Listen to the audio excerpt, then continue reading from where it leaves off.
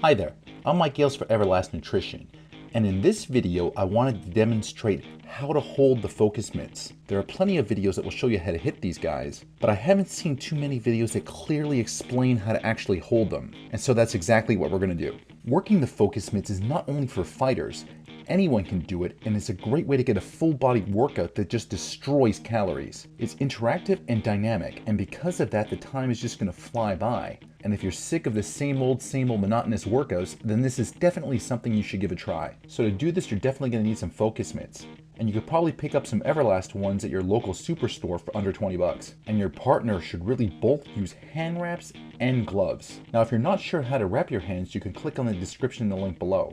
And I'll also post some links on how to properly throw each individual punch. Now in this video, I'm going to work with a guy who's very new to boxing, so his technique is not going to be flawless, and that's going to be perfect for this video, because he's not looking to fight, but he is looking to be lean and mean for this summer, and maybe you're looking to do the same thing. Okay, so before we get started, there's a few things that we're going to need to go over. First of which is going to be, how should you, the person holding the mitts, stand? Well, you definitely don't want to stand there all squared up, with your chest perfectly facing your partner like I'm doing here.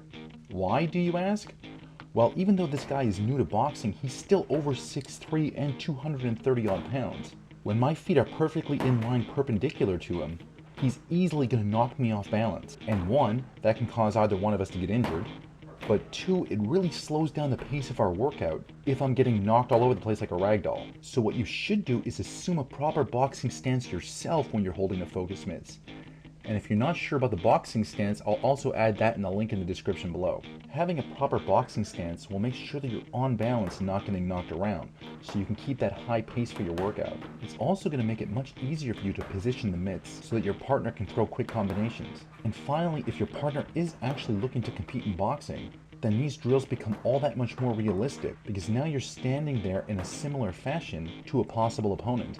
Okay, so next up, and this is such a common mistake, let me tell you that your partner is not psychic. Moving the mitts all over the place in random directions and expecting him to hit them is just not helping him. Especially in the beginning, I let him know exactly what I want him to throw.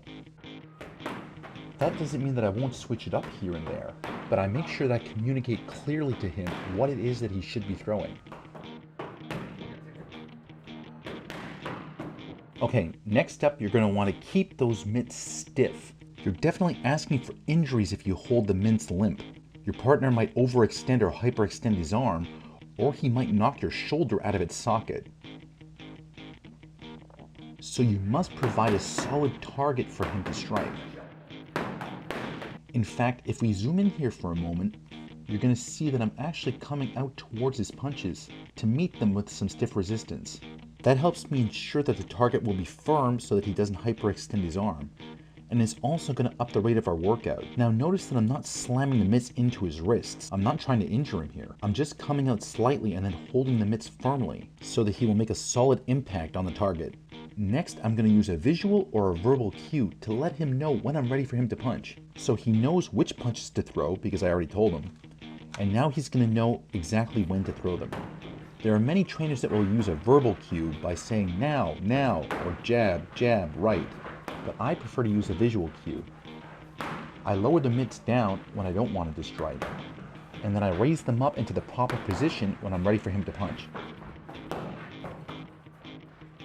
Okay, so I would recommend that you catch all the straight punches, so that's the jab and the cross, with your rear hand only.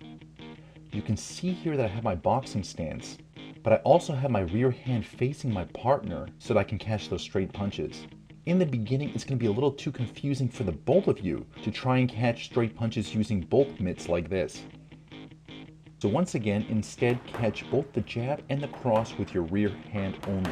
That will leave your lead hand available for other combinations, to practice defensive counters, or to make technical corrections if you need to. As for the hooks, you're going to want to point the mitt towards the center of your partner's chest. That will provide the right angle for the mitt to be struck. In this case, my lead hand catches his lead hook, and my rear hand catches his rear hook. And please make this quick note that I put the rear pad away from my face, because the last thing I want is to get hit by a rogue hook that missed its target. So do the same thing for the hooks to the body. Just alter the height of the mitts, and remember to keep them stiff. And now for the uppercuts. I angle the mitts so that they face slightly towards the floor, and my lead hand catches his lead uppercut, while my rear hand catches his rear uppercut. A common question is, how do you catch both a body and head combination that is done to the same side? Well, I like to place the mitt for the body shot inverted against my hip for resistance, and my other hand is stiff and high away from my face for the hooks, or it's angled slightly towards the floor to catch uppercuts. In the future, I will post some great focus mitt routines on this YouTube channel, but in the meantime, here are some easy drills to get you started. Try 3 minutes of a sprint that is done in place. Remember to hold the mitts firmly and have your partner repeat the same combination non-stop with no extra movement for a whole 3 minutes. So that could be the jab cross non-stop, maybe some alternating hooks or some alternating uppercuts. Mix it up a little bit and use your imagination. Next, you can focus more on technique with some in-place combinations. Now your partner will throw the combinations that you told them to with a little more power on them.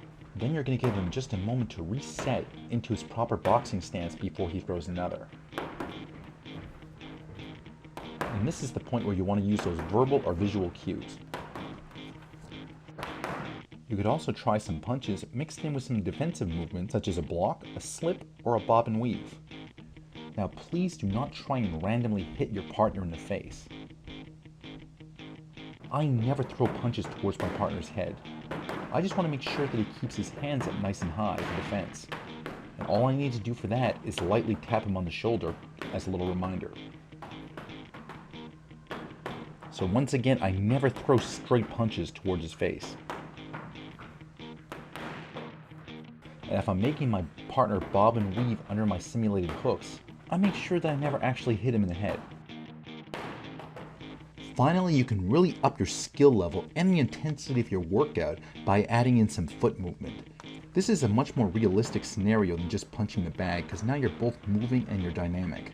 Many people can punch really hard, but can they quickly get to where they need to be to land that shot? Now that's a different question. You can have your partner circle you, or you can circle your partner to change the angles. Just be cautious not to continually circle in the same direction because you don't want to get dizzy. You can have your partner come towards you, or you can press towards your partner and have him backing up. You are the one holding the mitts, and as such, you are the lead partner in this dance, and it's up to your partner to follow your lead. Just remember to keep the scenario realistic and take it one step at a time. Don't expect your partner to come sprinting after you because you're running around. Now that you have the basics down, you can use your imagination to come up with your own great routines for the focus mitts. Try 5 rounds of 3 minutes each with a minute break in between rounds, and just take a look at how much you will have sweat by the end of it all. And now that you basically know what you're doing, there's no reason not to give the focus mitts a try. They're different, so they'll definitely take the monotony out of your training. They're fun, and most of all, for getting in shape, they're extremely effective. This has been Mike Gales for Everlast Nutrition, and if you like these videos, then you should definitely click like or subscribe, as we're constantly posting up new videos that contain great tips and ideas to get you in the absolute best shape possible.